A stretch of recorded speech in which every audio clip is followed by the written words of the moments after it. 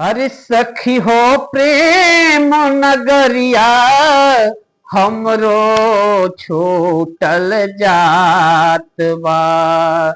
जियरा बहुत उदास बाना। सखी हो प्रेम नगरिया हमरो छूटल जात बा।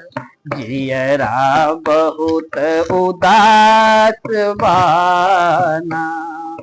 बाबा गैलन आज बाजार लेके रूपिया दो चार। बाबा गैलन आज बाजार लेके रुपया दो चार।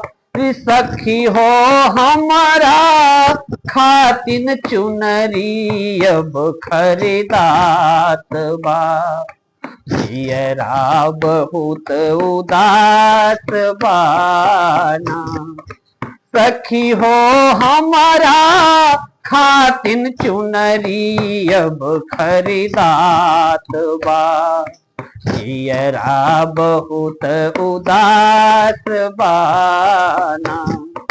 बाबा लोहरा के बोलवाई दिहल हरियर बांस कटाए। बाबा लोहरा के बोलवाई दिहल हरियर बांस कटाई। सखी हो बीच डगर में डोलिया लचकत जात बा। जियरा बहुत उदास बाना। सखी हो हमारा खातिन डोलिया आज सलात बा। जियरा बहुत उदास बाना।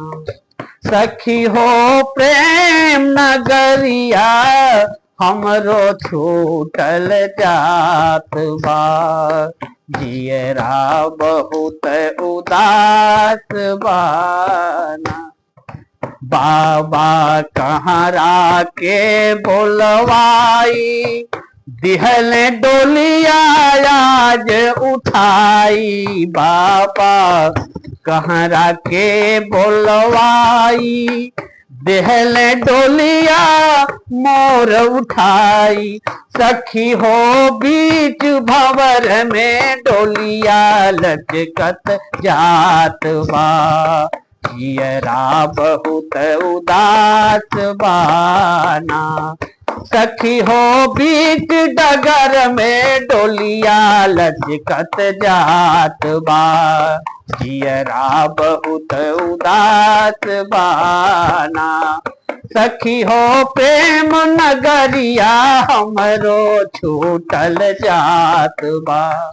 जियरा बहुत उदास बाना। सखी हो प्रेम नगरिया हमरो छूटल जात बा। जियरा बहुत उदास बाना।